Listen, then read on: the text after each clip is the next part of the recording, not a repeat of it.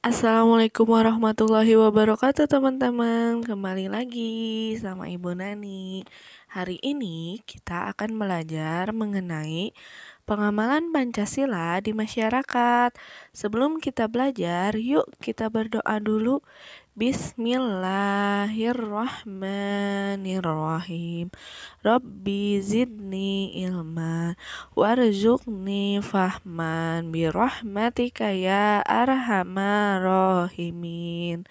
Amin. Yuk sekarang teman-teman boleh persiapkan buku dan alat tulisnya ya. Sebelumnya kita belajar mengenai pengamalan Pancasila di rumah.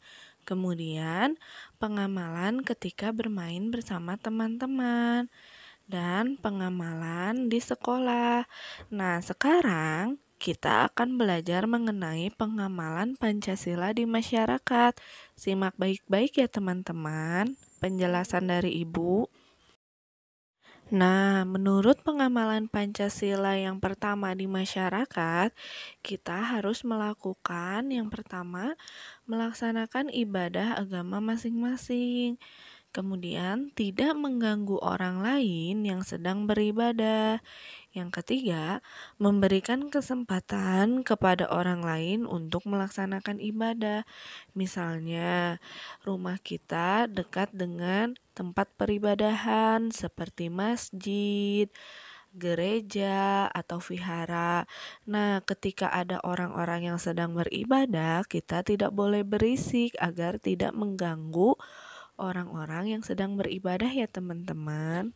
Kemudian, menurut pengamalan sila kedua Pancasila di masyarakat, yang harus kita lakukan yaitu yang pertama, membantu orang lain yang sedang kesulitan.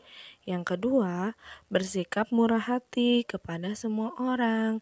Yang ketiga, mau menolong sesama. Jadi, ketika kita bersikap itu harus baik ya kepada semua orang, harus saling menolong, tidak pilih-pilih, oke? Sekarang, menurut pengamalan sila ketiga Pancasila, kita harus berlaku di masyarakat yang pertama, mempelajari kesenian daerah.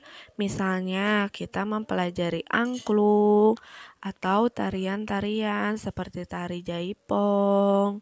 Nah, yang kedua, bangga menggunakan produk dalam negeri. Yang ketiga, bersahabat dengan teman dari berbagai suku. Yang keempat, bekerja sama menjaga keamanan di lingkungan sekitar kita. Misalnya, siskamling ya teman-teman. Kalau menurut sila keempat, pengamalan Pancasila di masyarakat itu yang pertama, menghormati pendapat orang lain. Yang kedua, bermusyawarah memilih RT dan RW. Yang keempat, tidak memaksakan kehendak kita masing-masing. Terus, jadi kita kalau misalnya ada pemilihan RT atau RW, kita harus berpartisipasi ya teman-teman.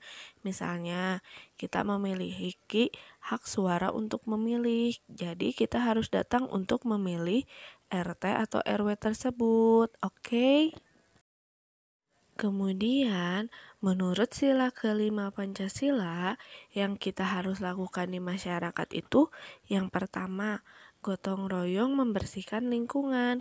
Yang kedua, bekerja sama dalam siskamling. Yang ketiga, menggalang kegiatan sosial. Jadi, selama di masyarakat, kita harus saling membantu juga ya teman-teman.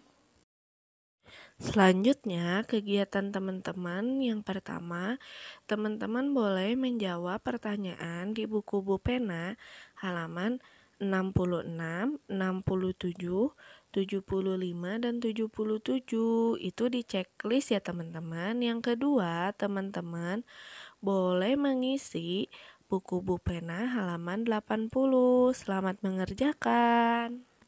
Terima kasih buat teman-teman yang telah mendengarkan penjelasan Ibu sampai akhir.